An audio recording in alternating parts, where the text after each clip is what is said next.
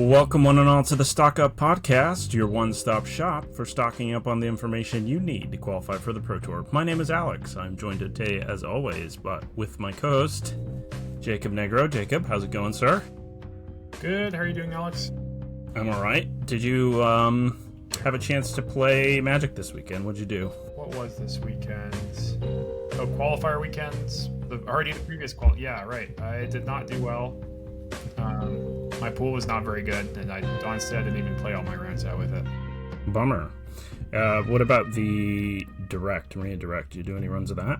I did one run, and my pool was pretty fun. It was like a blue-black deck with Psychic Frog and Shadow of the Second Sun, splashing like the white-black instant removal spell and red. There's a lot of cool stuff my deck was doing, but I went 4-2. So I just got like my entry back roughly.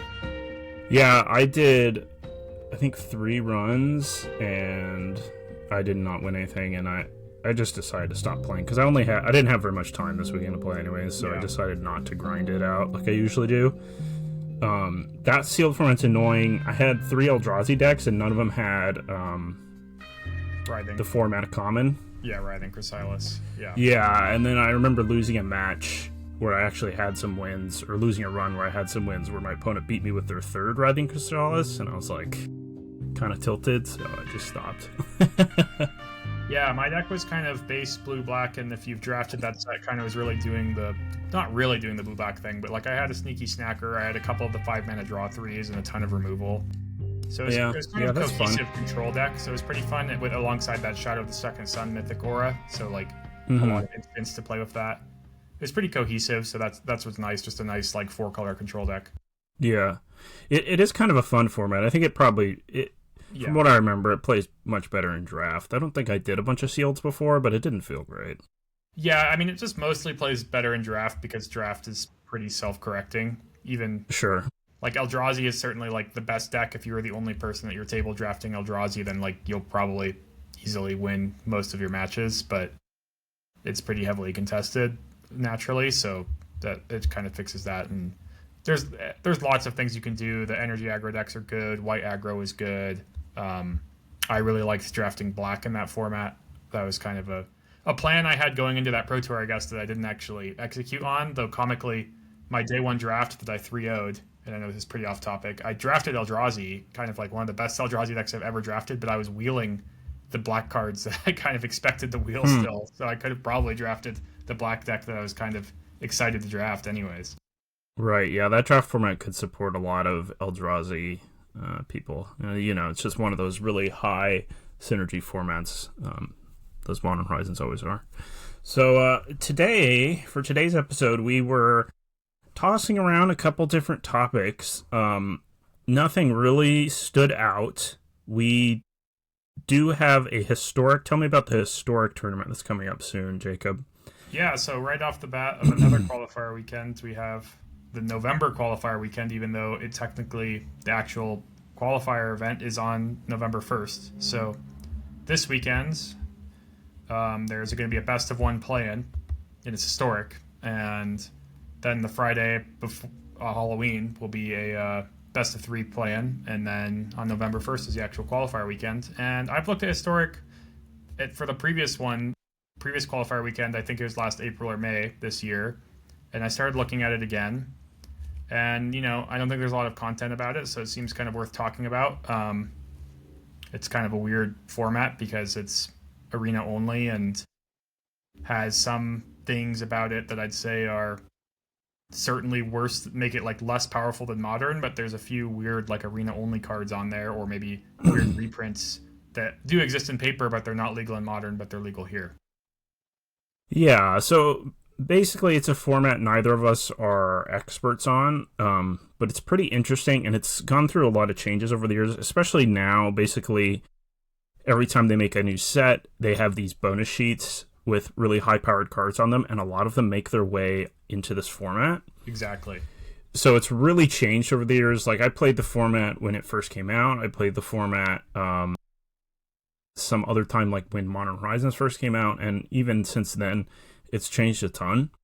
So we're going to go through the format. We're just kind of going to talk with each other about it.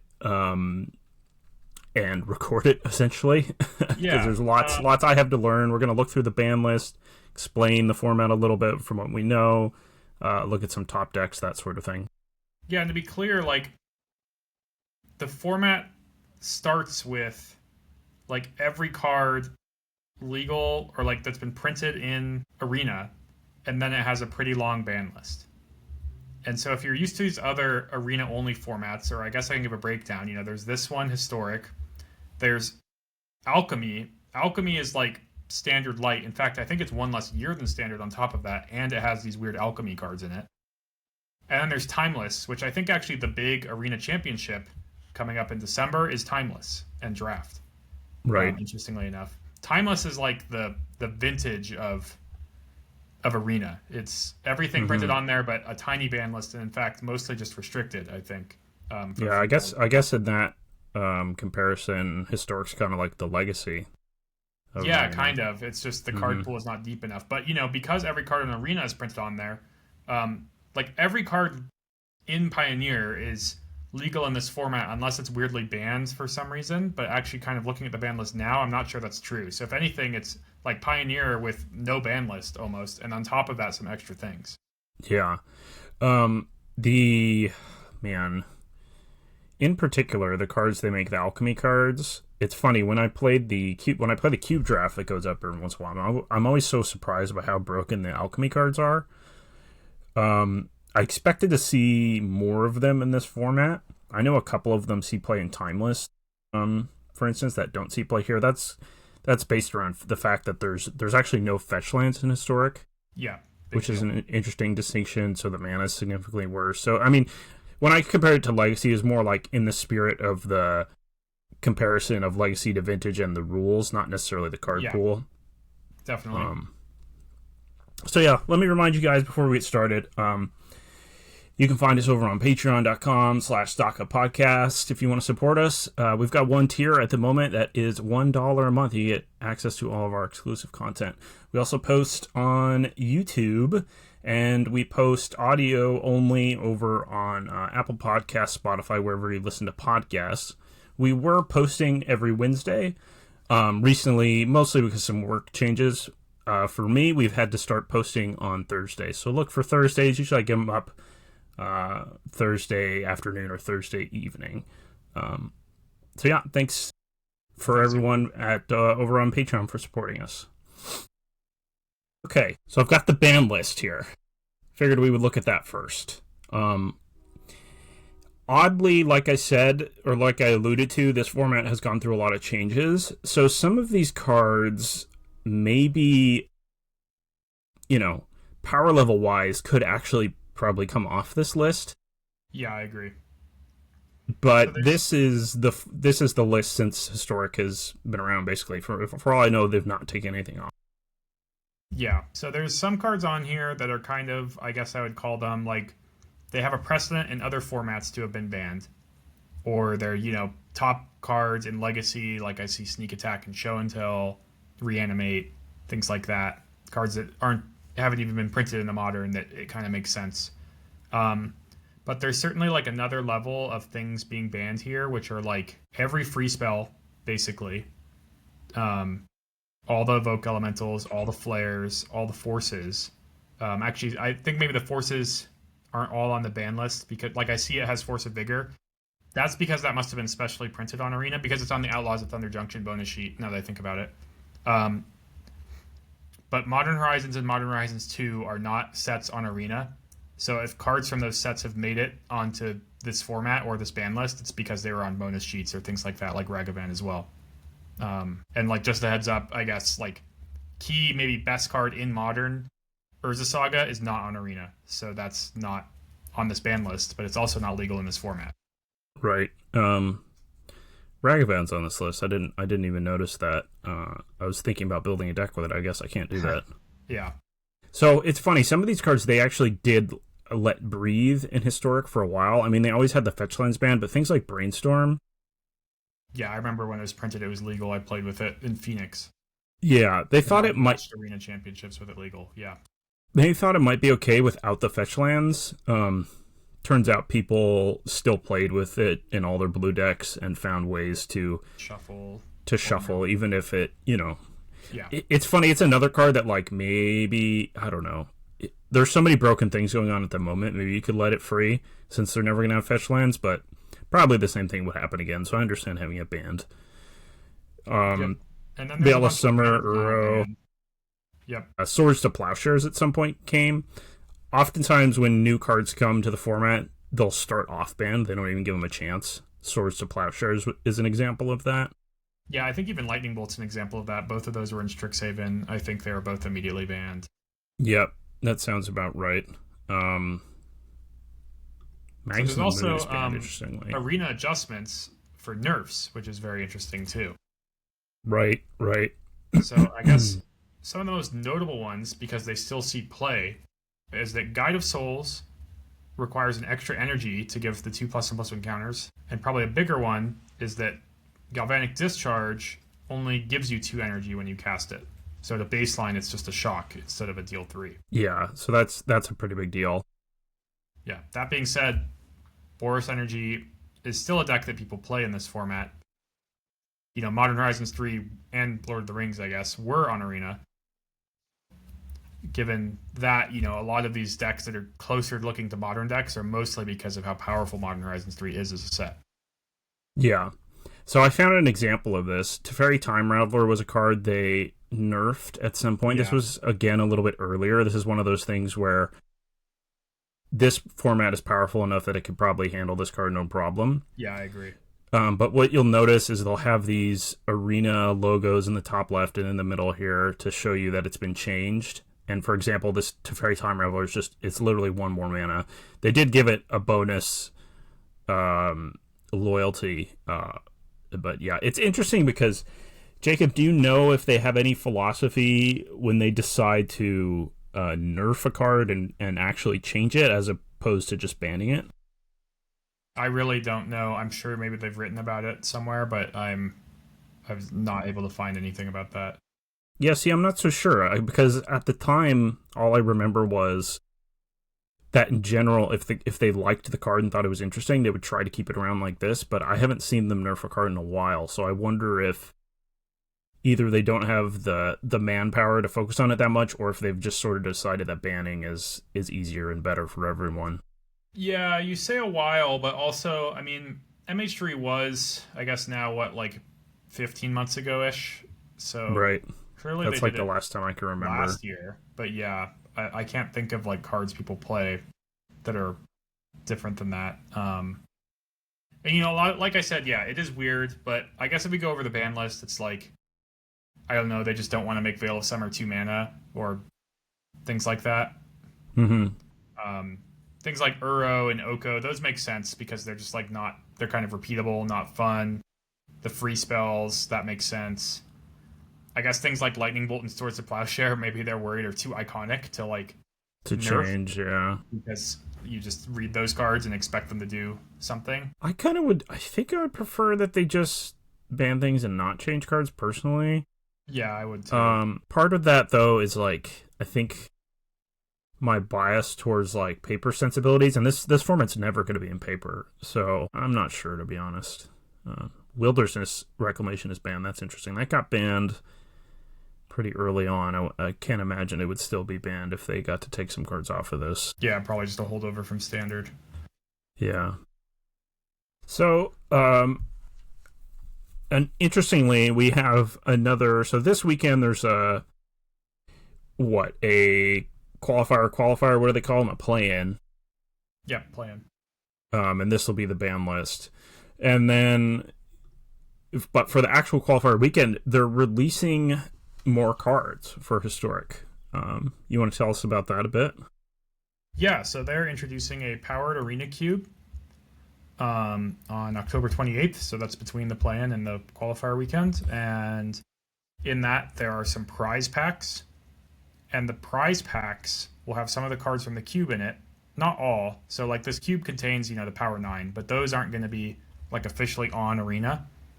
But the prize packs will have some cards, which we have a list of, and those will be added to Arena and therefore legal in Historic, except that they're pre-banning 4 of them. Three of the ones they're pre-banning, I think, make sense with the philosophy, because two of them are free spells, and Seething Song is like a huge mana accelerant. Seething Song is also banned in Modern already, so that makes a little sense. Preordain is a little interesting to me because that's not banned in Modern. It was recently unbanned. Yeah, and Ponder is legal in this format. I suppose Ponder it is. I didn't see that. Oh. Yeah, Ponder's legal, and Ponder's usually better than Preordain in formats with fetch lands. So maybe they think that Preordain is the most powerful one without fetch lands, and that's probably kind of true. Although there's still things you can do with Ponder, flips your Tommy and that sort of thing. I had not seen a Ponder cast.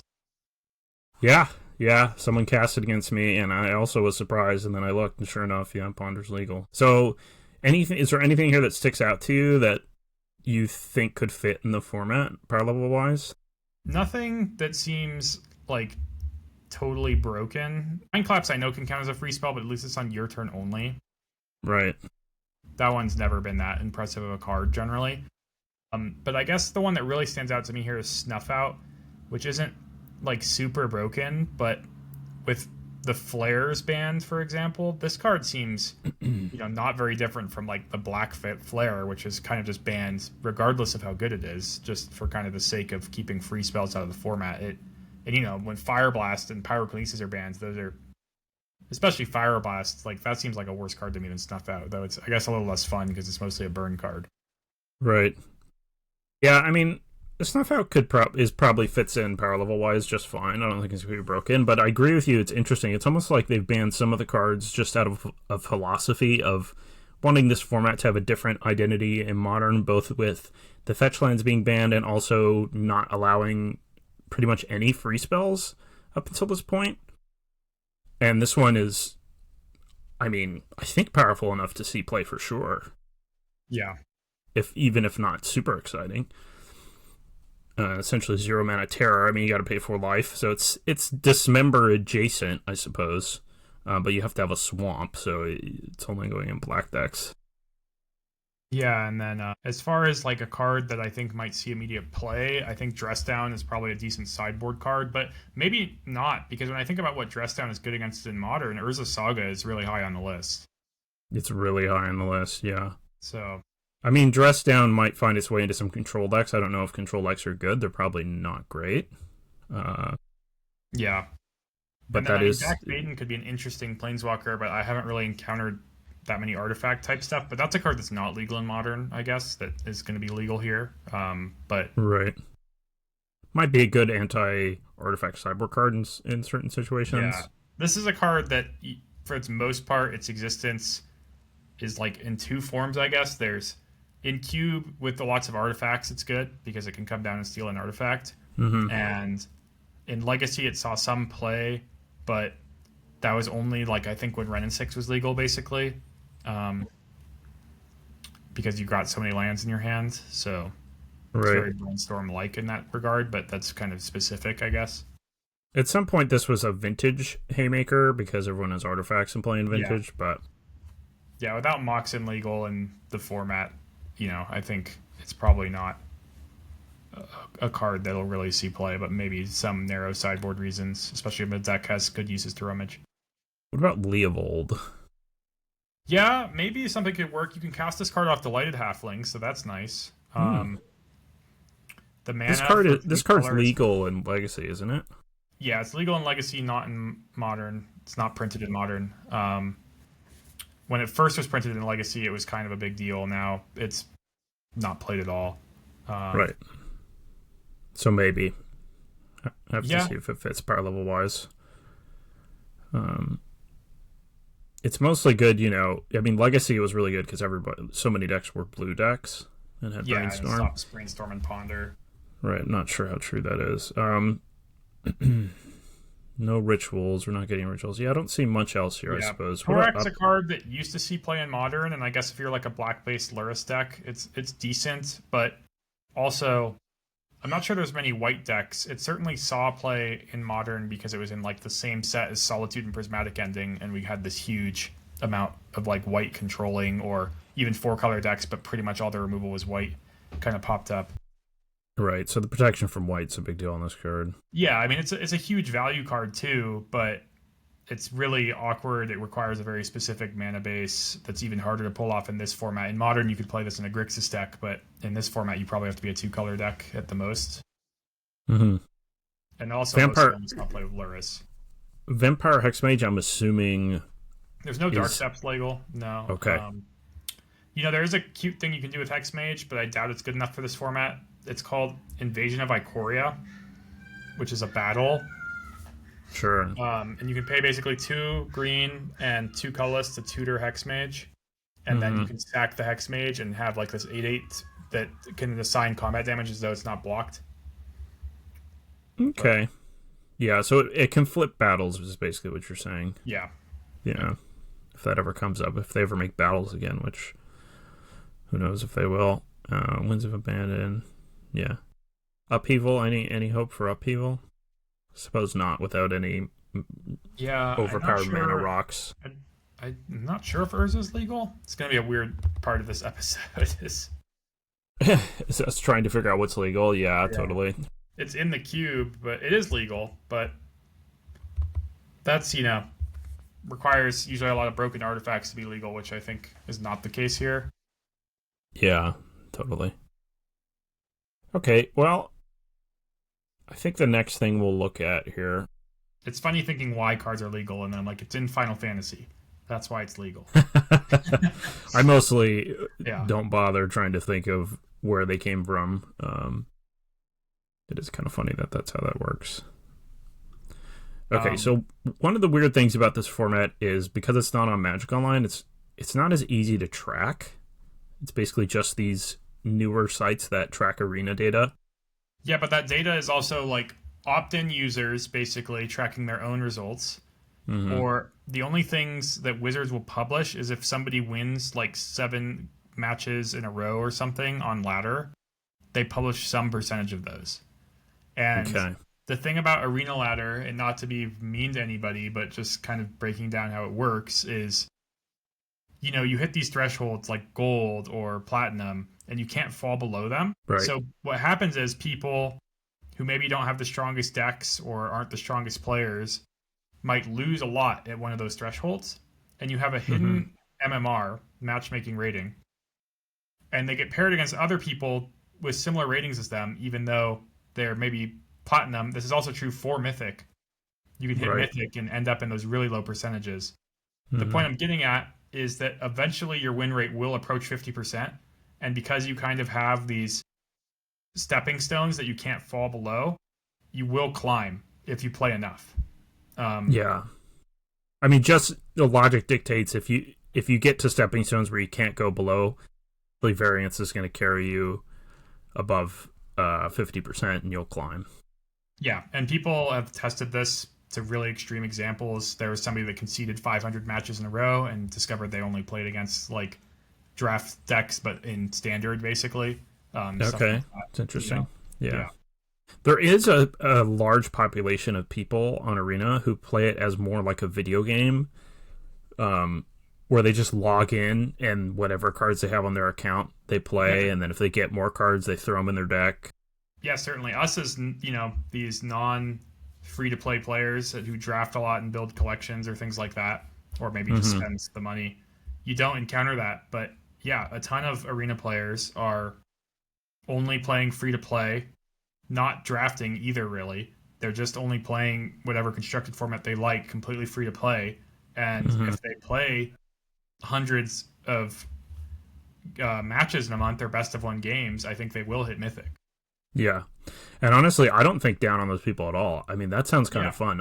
I've played card games. I can't think of it. It was a card game that Brian Kibler helped design a long time ago. Do you know what it was called? Maybe Ascension? A different one. Okay. Anyways, it was a card game online, and that's exactly how I played it, and it was really fun. So, yeah. But anyways, yeah, when we're looking at really competitive decks, some of these decks on this list will be, but there's going to be some oddities for sure. Yeah, and my opinions of the format are mostly warped from, this time and about 6 months ago testing for this format and talking with some other strong players. Um, Okay. Notably, I would say what caught my eye. So the last time I played, one of the top decks was like a black-white Sorin deck, but they nerfed Sorin in a way that it doesn't work anymore because you used to cheat in this arena-only 7-mana vampire. Sorin cannot cheat in vampires on arena that cost 7 anymore. Mm-hmm. Um, But they can't cheat in ones that cost 6. yeah, they can still cheat in Vein Ripper. Yeah. But a card they printed more recently on a bonus sheet is Eldrazi Temple. And that kind of caught my eye because MH3 is legal. So, like, Ugin's Labyrinth and all these strong Eldrazi cards are legal.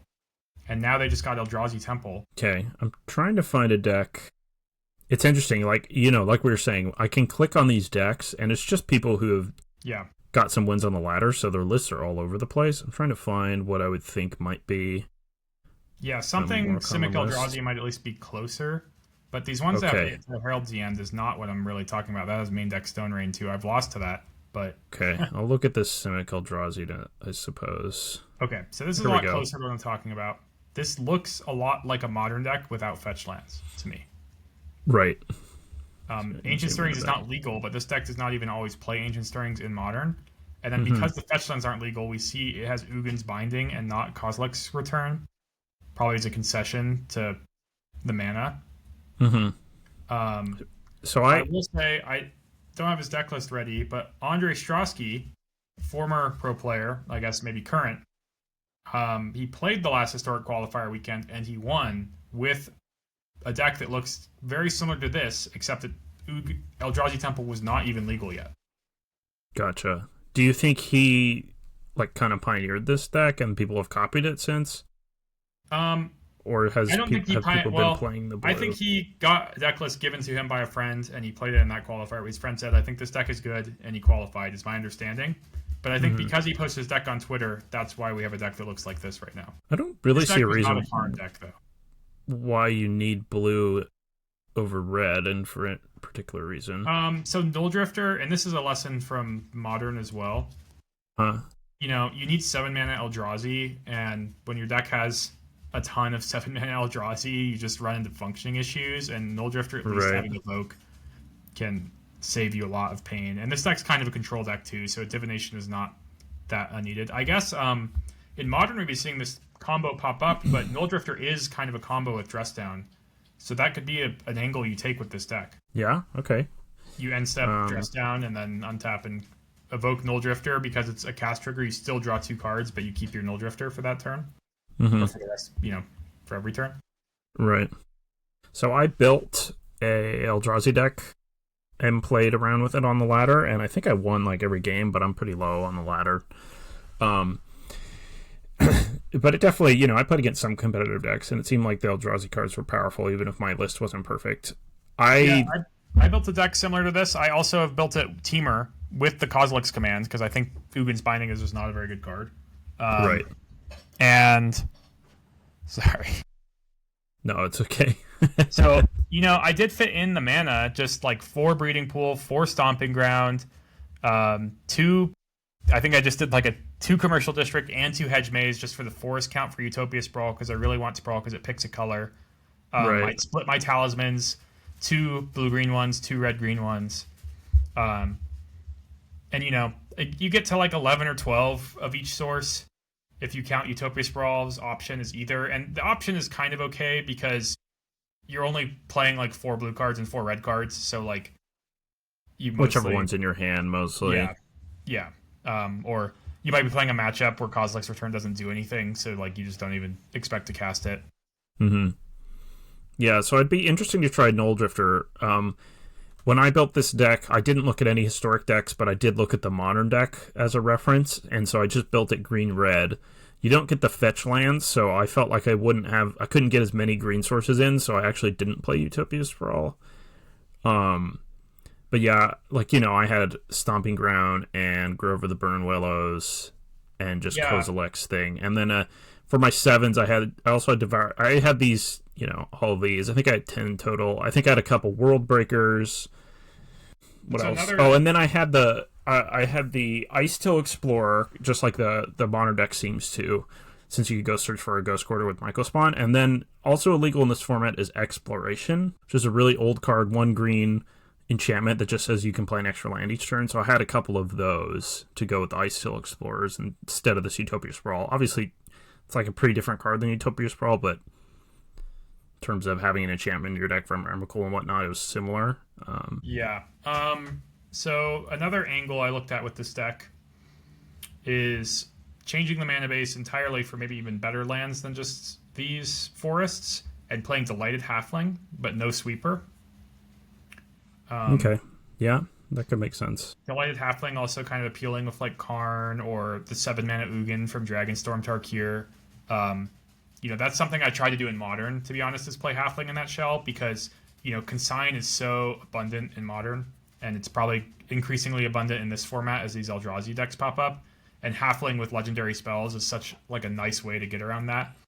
And, I think a lot of the decks that are these mid-range decks that play Consign in both Modern and this format, like, cannot beat an uncounterable Ugin. Right. Yeah, that makes sense. You're going to resolve the Ugin and plus it and untap with it, and they can only consign the cast trigger or whatever. And yeah, that's definitely something to try. I didn't have Karn the Great Creator in my deck. Yeah, it's interesting. But I didn't really think about it. Yeah. So what does it not have? The biggest miss is Ensnaring Bridge. Right, okay. Yeah, it that's does a pretty have big deal. Coating. It does have a lot of the cheap ones. So really, when I look at this sideboard, it looks like to me there's no Ensnaring Bridge, but I'm not really, I'm sure there's some other things I'm missing for Modern, but it's not a big deal. But the only big one that's a huge deal is Ensnaring Bridge. Right. There is the One Ring. Now, they went with the path of nerfing this instead of banning it. So you can get the One Ring, so that's definitely something you don't get in Modern. The nerf here, if people watching don't notice, is everything is the same, except every time you tap to activate it, you actually have to pay a mana. Yep. That seems reasonable if you're playing Karn to include it, but it seems nerfed enough that it's not worth playing in your main decks and decks. Yeah, so that's a pretty big nerf, but yeah, exactly how you said it. And yeah, when I saw Eldrazi Temple was going to be legal, it got me pretty excited because I just think Kozilek's Command is like one of the strongest cards in Modern. Okay, interesting. That's the X colorless. Yeah, I think that's really the payoff Eldrazi to instant. being an Eldrazi deck. It is really powerful when you just happen to draw like multiple of the temples or labyrinths, and just super early on you can make a ton of spawn and kill something, or make a ton of spawn and scry and draw a card. Exactly. It's a bridge card and a payoff, right? Like when you cast it for 2, you cast it for 2 on turn 2 in these decks. That's not even that weird. Kill a 2-drop, make 2 spawns, or just scry 2, make 2 spawns, and then on the next turn you can play a 7-mana Eldrazi on turn 3. But also when you have a ton of mana, you can just, not only is it very flexible, but like the digging power of this card, if you haven't played with it, for example, in this deck with Emrakul the Promised End, if you haven't drawn a Kozilek's Command yet, or have one in your graveyard, is what I mean by that, and you are missing both Kindred and Instant in your graveyard, you can cast the Kozilek's Command for the spawns in scry mode and scry into an Emrakul. And like if you had the mana to cast Emrakul when you start that turn, you're going to have it after you resolve command too, because it would make your Emrakul cost you less. Right. So for people who don't know, Kindred, this sort of odd typing, is actually one of the major types. So it counts as just the same as instant sorcery creature, that sort of thing, in terms of Delirium, or in this case, Emrakul. Yeah, kind of fun. If you include Planeswalker and Enchantment, in this deck, they're not always in this deck. You can get every type in the game in your graveyard. In Brood Scale, I guess, a single time when I had a single sideboard Tezzeret, I managed to cast Emrakul for 5 mana, but that is the minimum Emrakul you cast for. It never happens fast, but it's kind of fun later in the game. I cast it for 6 a couple times, but can turn 3 Emrakul, I believe. Maybe not actually, because I think my turn 3 curves involved a Utopia Sprawl on turn 1. Like you go Ugin's Lab, Talisman, play an Ancient Stirrings, which is not legal. This deck can definitely actually Emrakul on turn 3, but it just involves a Rumble where you hit every type possible. Yeah, so not super likely. But you could definitely play Emrakul pretty quick. Yeah, turn 4 is going to be pretty normal in the game that you draw Rumble or Kozilek's Command. So my list, I had 3 of these, and then I had the land that turns into a permanent from your graveyard as a one of. Yeah, Shifting Woodland. I kind of Yeah, like that land. You could search for it with Sowing Mycospawn. and I'm sure I've talked about this on modern episodes too, but Harrogast is also legal in this format, and so is Sanctum of Ugin.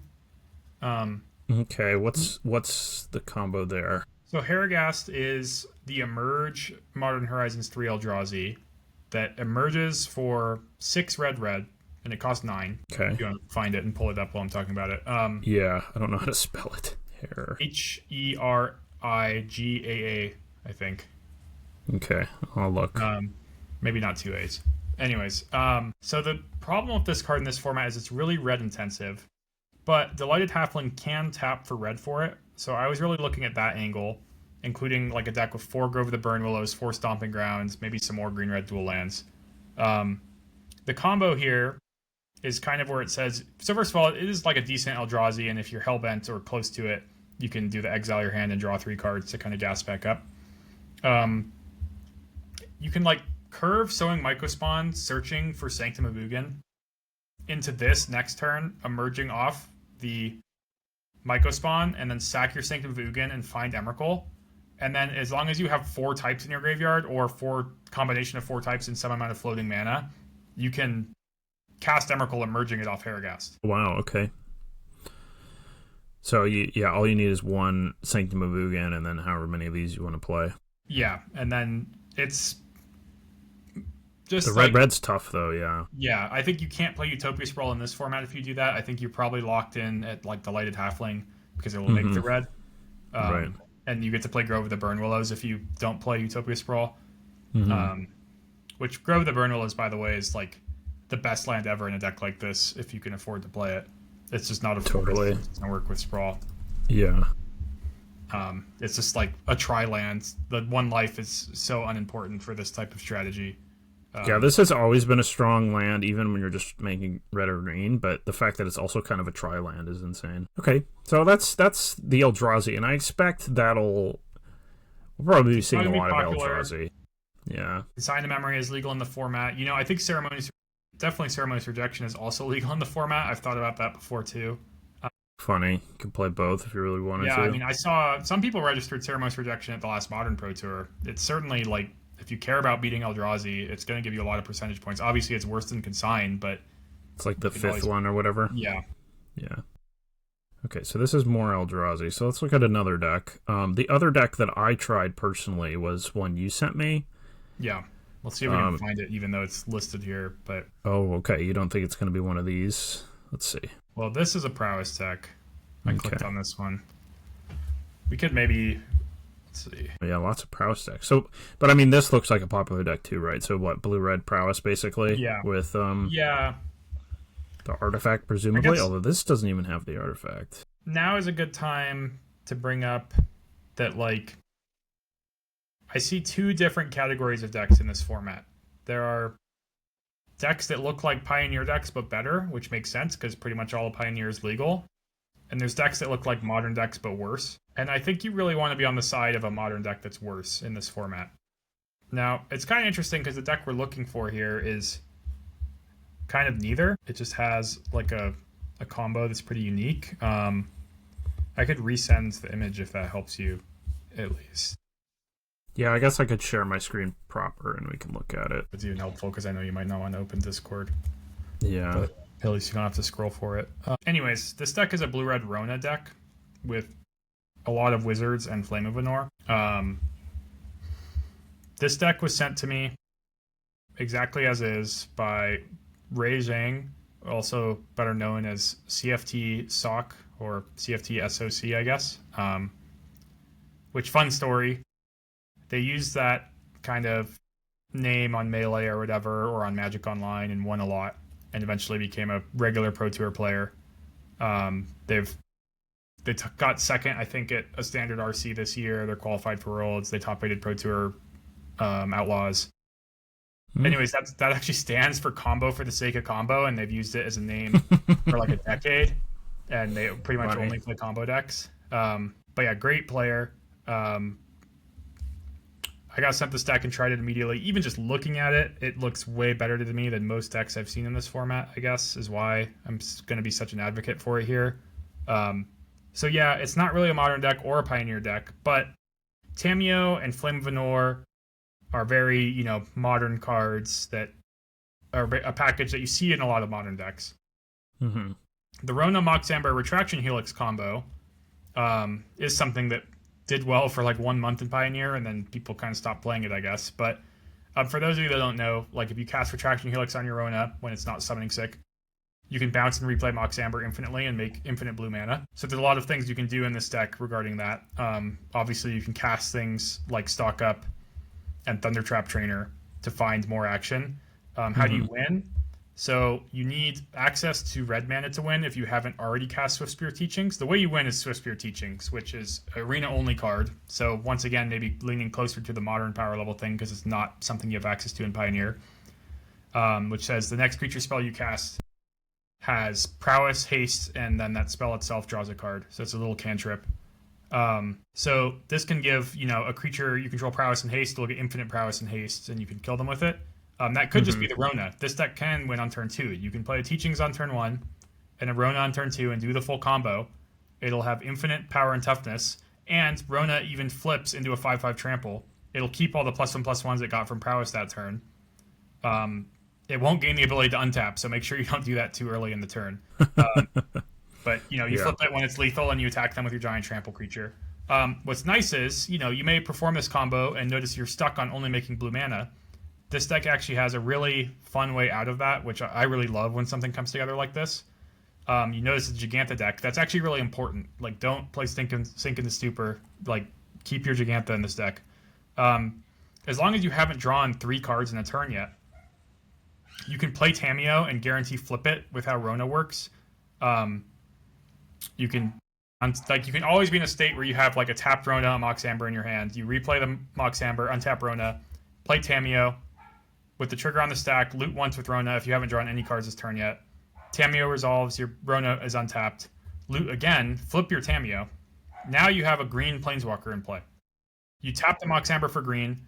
With your abundance of blue mana you've already floated, you put Giganta into your hand, cast it, which will trigger Rona again, which means now you can bounce your Mox Amber and start making red mana and use your things like Flame of Venor, or if you just have the Swiftspear Teachings lined up, you can get access to red mana. Yeah, and once you have, blue and red, you essentially have infinite mana. Yeah. Also, more like tricks, I guess, you can, extra legends can bounce other things. I won a game recently where I drew the 2 copies of Valley Floodcaller, and on turn 3 I played a Floodcaller, I untapped, played a Floodcaller, had the Mox Amber and the Retraction Helix. That I didn't have a legend, so that makes no mana, but it allowed me to keep playing Mox Amber and get 2 untap triggers each time. So one of them bounced Mox Amber and the other one bounced my opponent's blockers. And then I had a giant Valley Floodcaller. If you're wondering why the Floodcaller's in there, it's because it's kind of Rona-like, except it's not a legendary creature.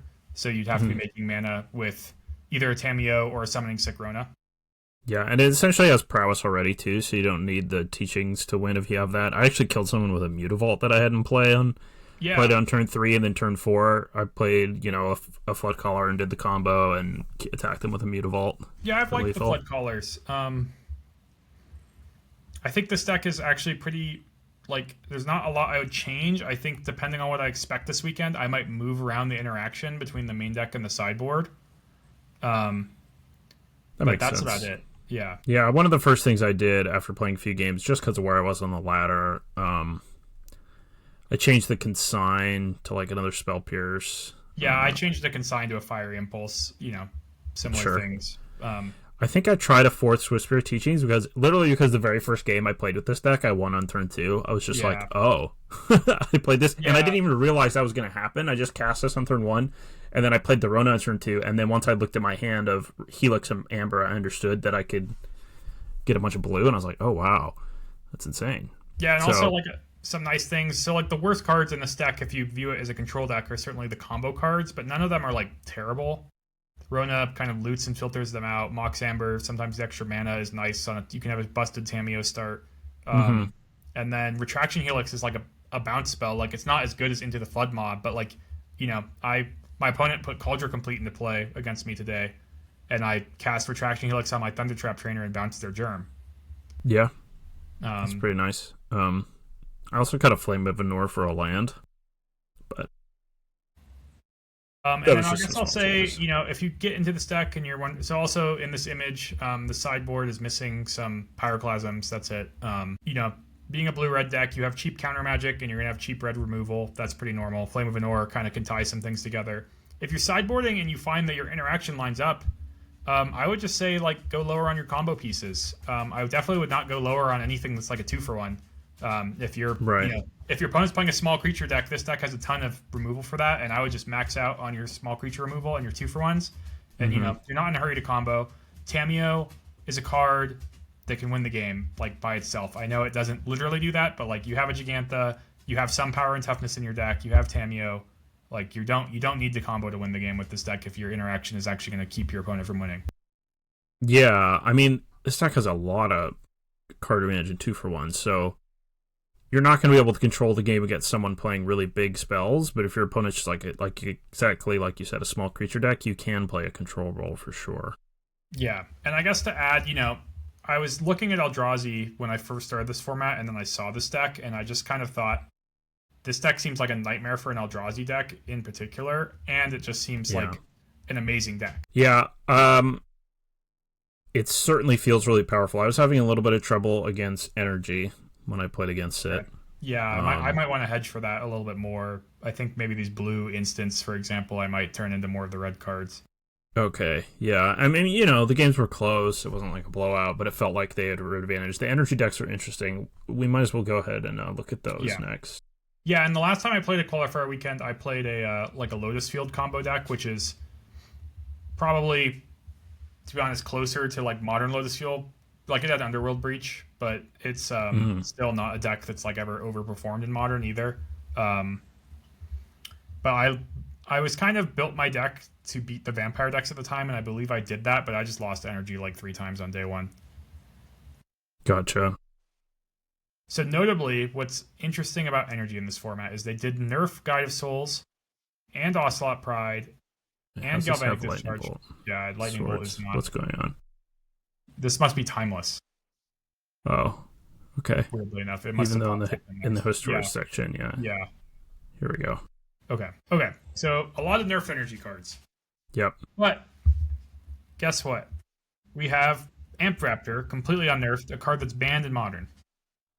Also, we have Lurrus.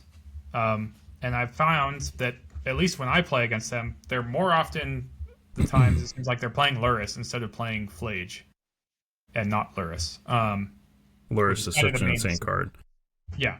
This feels like a companion-heavy format, by the way. Yeah, it's interesting, though, because I know when these Boros Energy cards first came out, the Arena Championship was dominated by them.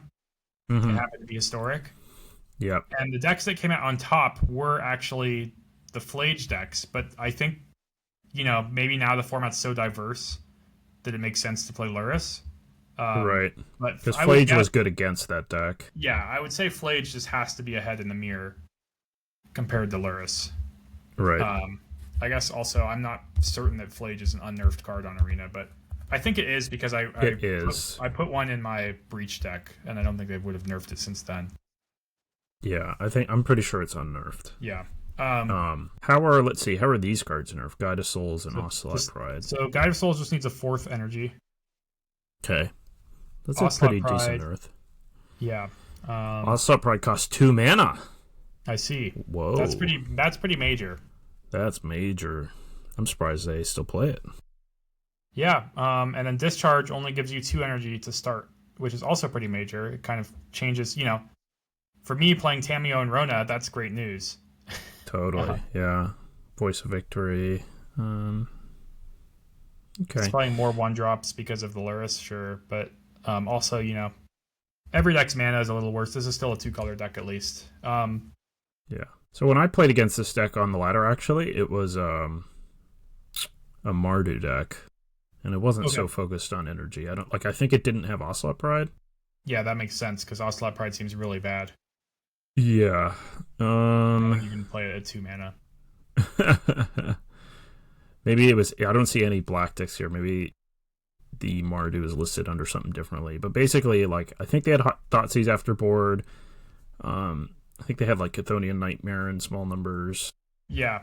So then there's like another kind of, I guess, variant that's really unique to Arena, I guess, which is, I guess, maybe like a Naya Splash Black combo Birthing Ritual deck that I've seen. Okay. Which maybe we won't be able to find. But anyways, this deck is doing like the Samwise combo with Cauldron Familiar. So I think it can probably get away with only playing black for Cauldron Familiar. It's usually a Lurrus deck. It's not uncommon for me to see Amped Raptor because it's, in a Lurrus deck, Amped Raptor is just kind of good. It's just going to hit something else and be 2 bodies. I think it has Goblin Bombardment, Amped Raptor, and maybe finds room for some other red permanents and plays Ajani still, because Ajani is just going to be good with red permanents. You don't need to be an energy deck either.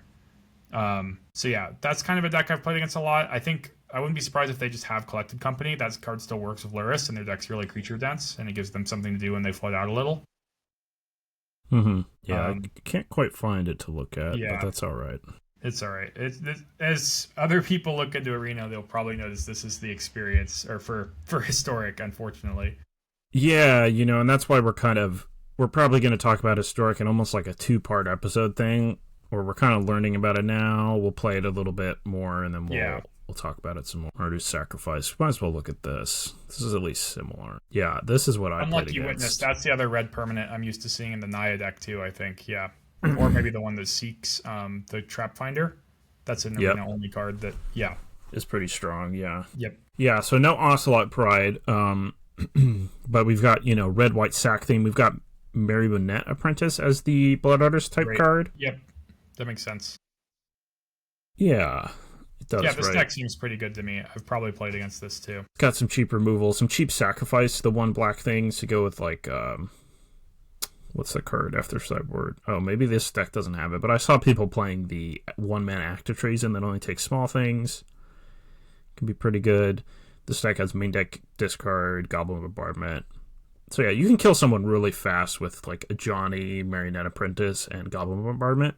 Yeah, I think that's the real lesson here. I mean, I know this deck has Guide of Soul still because it's just a decent energy card. Also, it's just, that one's nerf, I think, is a little bit like not as bad as some of the other ones.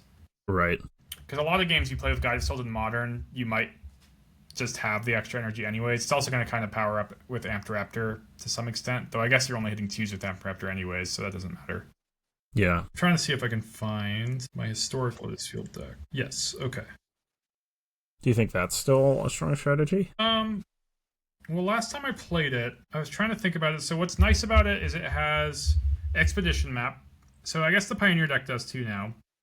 It's very similar to what the Pioneer deck is, except that it has Underworld Breach as like a kill card, effectively, which is way better than anything. That's a card banned in Pioneer.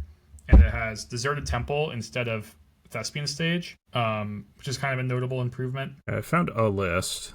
Okay. I don't know if it's a good one, but you can tell me what you think of it. So I didn't play Crop Rotation. I didn't even play the main deck Consigns, even though you can consign a Lotus Field trigger. Essentially, you're just doing like these loops where you tap and untap Lotus Field, make a bunch of mana, go through your deck. You play Breach. You could play Wish for Tome Scour, which I see they still have. The Tome Scour can mill yourself 5, and a Hidden Strings can go up mana.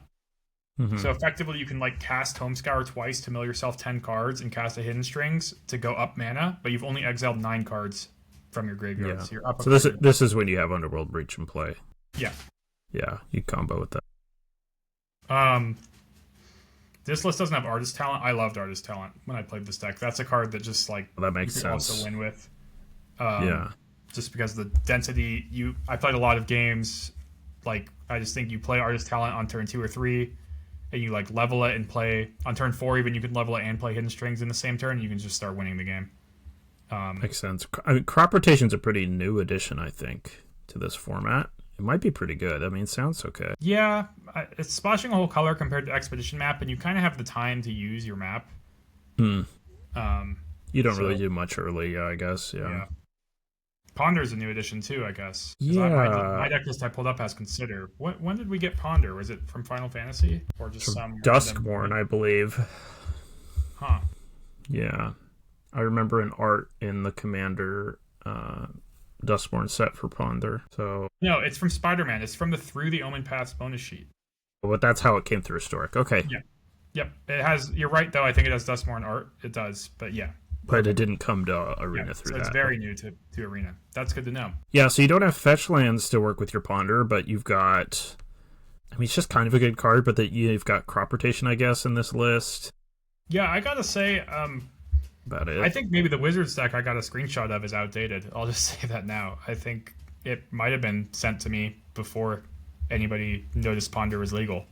Ponder. Would you play Ponder in that deck? I might find room for it. It's just It's pretty... really the list strong is card. pretty tight. Yeah, I think you'd have to cut into like things like iteration or stock up. The other thing is when you have infinite blue mana, Ponder's like very castable. Yeah. I will say that I liked stock up a lot, and I thought iteration was kind of whatever when I was playing the games. Yeah, I agree. I also like you mentioned wanting more Swiftspear's teachings, but I could see shaving one of them and only having two. Yeah, I mean, I just said that because I literally Of course, yeah. two, and In I my was mind, like, it's oh wow, like maybe we it's should have all certainly a these. very like it's a win con type card, and it's nice that it's so good. Like it's not a bad card by any means, but like you are only really playing it so that you have a way to win the game when you do your thing. Yeah. Although, I had a couple games that were like grindy, and I just like, you at some point you cast that, and then you play the otter, the 1/2, Yeah. and he's just like hitting them because he has prowess and haste. Yeah, that's fair.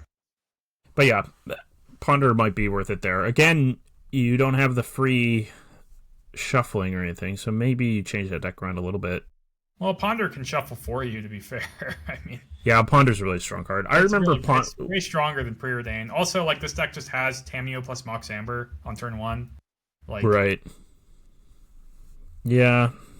Man, I remember Ponder when it was in Standard for a long time and no one really played it, and then people started playing it, and then like even all the control decks started adopting it because people realized like, oh, maybe we should have been playing this the whole time because it's just a strong card. Let's see if there's any other... Anyways, that Lotus Field deck, I guess, it's just too bad at defending itself from these creature decks. That makes sense. This is a huge... Well, 3%. I guess not. Wow, I guess nothing's a huge part of the meta because everything is everything's a rogue deck. Okay. Yeah, we'll play our plans, but I'll say, like, what's going to happen on the actual qualifier weekend, because I feel like this happened to me before, is that, like, I think you're just going to see this Is It Rona deck.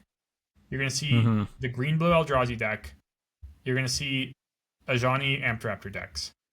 And I bet you're not going to see very much else by the time you get to that stage of the actual tournament. The play-in, you'll probably see everything. But the actual qualifier weekend, I'm going to guess, is going to be really narrow. Right. Notably, we didn't even spot them in the Eldrazi deck, but Dismember is legal in this format. If you're looking for just removal, in any deck, if you think you don't have access to a good removal spell, you kind of do. Yeah, if you're going to build a deck, too, definitely make sure you look at all the... Like, what I did is I looked at, like, all the bonus sheet cards and all the alchemy cards. Search through all those. Okay, this is an Up the Beanstalk blue-white control deck. Interesting. Okay, yeah, it's totally a lot of stuff you can do. So we'll revisit this at some point, probably. Where are we at on time? 102. Do you want to cover the Modern RC at all? Do you have any thoughts about it you want to throw on here before we close? Yeah, I mean, so interesting development if you looked at the data from that event. And it's that the deck that won the event, Jeskai Blink, did really well. And that's kind of fun from my perspective because I teamed with Channel Fireball and Matt Costa, who was the only person to play Jeskai Blink at the Pro Tour. It wasn't necessarily his creation. I think people on our team all kind of have the same thought of, can we put Ragavan and Flage in this deck? Because they played this blue-white deck. And ultimately, Costa was the only one to register it, though he also tested completely remotely and wasn't in the testing house. So it's kind of a funny what if to me, because if he was in the testing house, there could have maybe been 10 people at the Pro Tour playing that deck. When you test on a small team, it's hard, to be confident enough to say, hey, my deck's really strong and I think we should all play it, And, I can say, because I tested with him, that at some point, maybe like the Saturday before the Pro Tour, he kind of posted like, also to give a little bit of context, he also was mentioning the entire time, not like in a whiny fashion, but we have these meetings about how we are in Modern, and he was really not happy playing Modern. just not finding a deck that he thought he even liked at all. And then he basically, between the team and stuff, we had this deck, and he started playing a lot of leagues with it, and he said, I actually am happy with this deck, so I'm just going to lock it in. His list was not exactly what this one is now. I believe he still had 4 Ephemerates alongside 4 Consigns. If I had to point at something in this deck that I didn't like, it's 3 copies of Teferi Time Raveler. I think everybody on my Pro Tour testing team agreed that that's just like not a card you can play that many copies of in a modern deck. I know the Days Undoing deck gets away with it for a different reason, but it's like you can't just like play a 3-mana sorcery speed repulse at a ton of mana. You know, like it's most decks everything you're bouncing costs 1 or 2 mana, right? Yeah, it's certainly a haymaker in some matchups, or in times you can stick it, it's good, but like I think the general consensus is you just can't afford to get caught with 2 of these in your hand. And how's Fable the Mirror Breaker in this deck? Yeah, it does a little bit of rummaging type stuff. It's kind of like after, so you have like Quantum Riddler and Consign to combo with your Felias, and Fable is kind of the next best card, where like you could just maybe curve Felia into Fable and at least get a pair of the Goblin tokens or things like that. Plus, you can kind of play towards maybe copying your things. It's kind of a controlling card. There's really not better alternatives, as weird as that sounds. We look at it a lot. I mean, Fable is a really strong card. Yeah, it's at least a strong card. Like, so, like, Nasif played this deck on stream or whatever, and anytime someone posted a deck list, he was just like, I would play 4 Fables before I played a single Teferi. Okay. But Teferi is obviously a white and blue card. This list has, Subtlety and Fawn in the sideboard. It has Solitude's Mane. I like the change. They cut the 4th Felia. I agree with that. This is a deck that, it has a lot of cool stuff to do with Felia, or not a lot. It has some of the most powerful things you can do with Felia, but not a lot.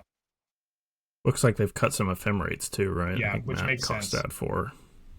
Yeah. Yeah. Okay, so that's the deck that won. I heard Amulet Titan did really well. Yeah, so I guess surprise you put it as the best deck in the format in our tier list. Yeah, Amulet was effectively the most played deck because what they actually listed as the most played deck was Blink Variants. They broke it down. That surprises me. But yeah, the most played like single Blink deck was like 8% of the field or something. Okay. But yeah, Amulet was like 13% of the field. So everyone that went to the RC watched our tier list and decided it was a good deck. Yeah, right? Maybe. It showed up on their YouTube feed. I think actually Corey Baumeister on coverage, I'm trying to remember exactly what he said. He had a good phrase for it, that it's like it's come out of the shadows. That's not exactly what he said, but just it's everybody's got their eye on this deck now. I think it was really a deck that was only people that really, really liked this deck were playing it for a really long time, and now people have decided it's strong. You're going to a big modern tournament with 1,000 players. You should give this deck a try. You give this deck a try, and you're like, holy crap, it's really good. Yeah. And now it's moving up. I think I've said in some of my Discords with friends that I think this deck is on a trajectory to get banned the first time they have a ban announcement in 2026. That's my prediction. Wow. It's funny because that's sort of what happened to it the first time around. It got something banned a long time ago when it got I don't even know what that card, that green card that lets you put a bunch of lanes in play. Do you know what I'm talking about? Yeah, Summer Bloom. Summer Bloom. Yeah, it got Summer Bloom banned. And it was sort of this niche deck that was around, and you heard people saying that it was an awesome deck, and no one really played it, and then it just sort of, all of a sudden, it just exploded, and it was everywhere, and it had a crazy win rate, and they had to ban something. So yeah, the win rate so far has not been crazy, but nothing has really been consistently crazy in Modern, and I will say this deck has been consistently one of the top decks for a long time now. So that's something, even though its own percentage is not, like, it's usually around 54%, but, being like a 54% win rate, basically, since they banned Underworld Breach and never changing, is pretty impressive. Okay. Were there any, like, underperformers at this tournament? Belcher still. Wow, okay. That kind of surprised me because it seemed like everybody's eyes were off Belcher, in my opinion. Yeah. But no, it did horribly, again. Yeah. One Trick Pony, maybe. What?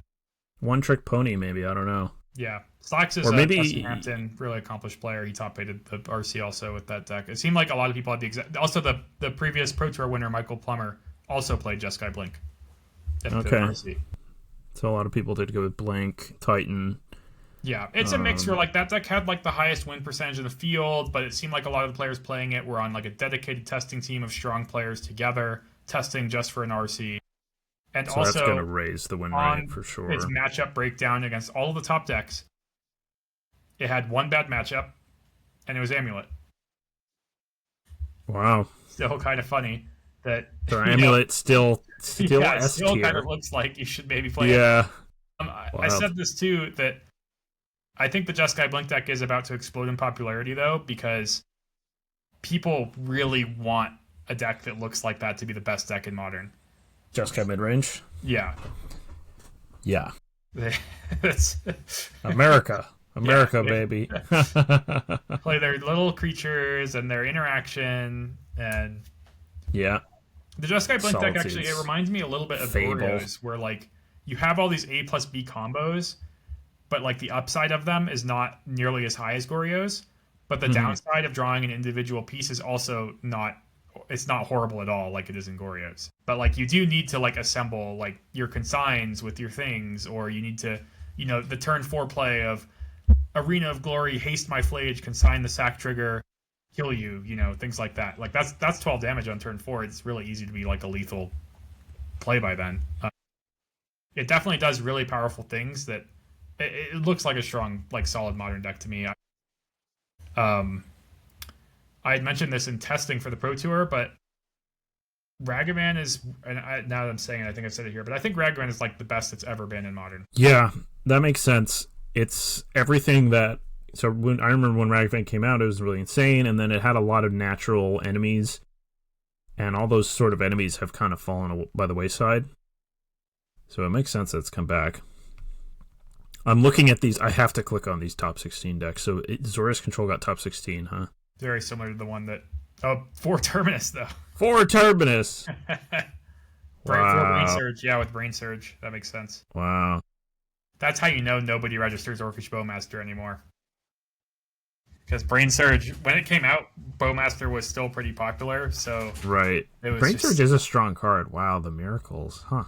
Yeah, I've played some Living End decks, and sometimes a Brain Surge or 2 makes it into my Living End deck so that I can put the Living End back on top. I've even got Jace the Mind Sculptor into Fairy. Play this deck. Wow, they have actual Celestial Colonnade. No way. Crazy. All right, this person Don't do that. was having a good weekend. Yeah, they were probably just like, you know what? I'm going to put 1 Jace the Mind Sculptor, 1 Teferi, and 1 Colonnade in my deck.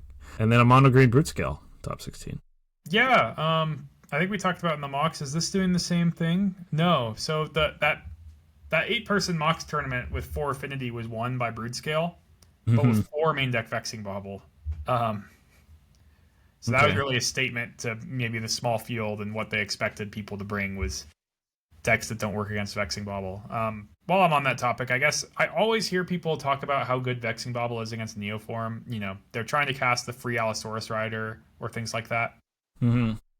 But that deck main decks 4 Consign of Memory and 4 Veil of Summer, both of which they can like use to counter the Vexing Bauble trigger effectively. Oh. So yeah, that's not even that good. I'm not saying it's, you know, obviously it's a deck that can win on turn 2, and this is a 1-mana card that stops them from winning on turn 2, so I'm not saying it's terrible against them, but I certainly think they're really well built to beat Vexing Bauble in play. Mm-hmm.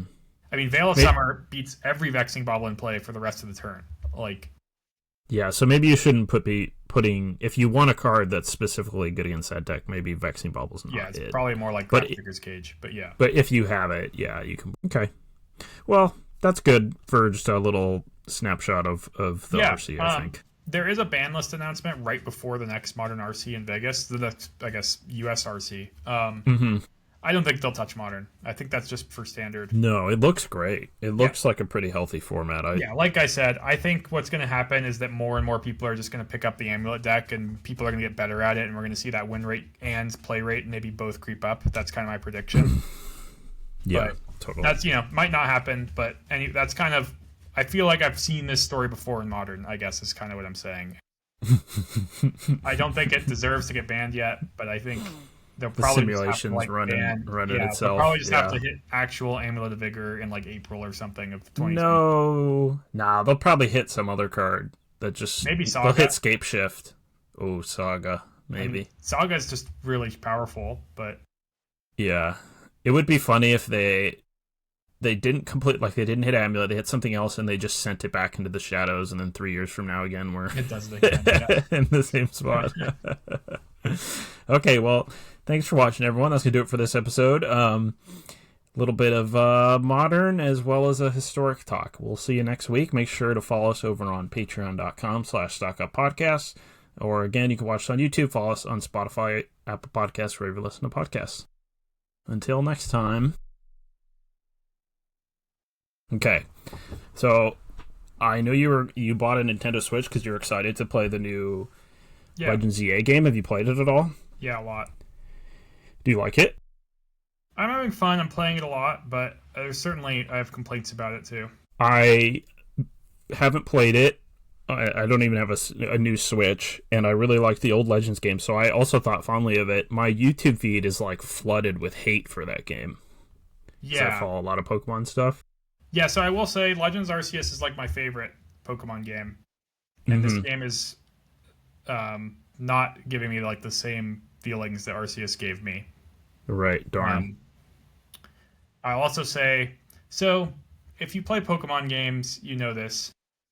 The intro to a Pokemon game is designed for a 5-year-old that's never played a video game before to learn how to play it.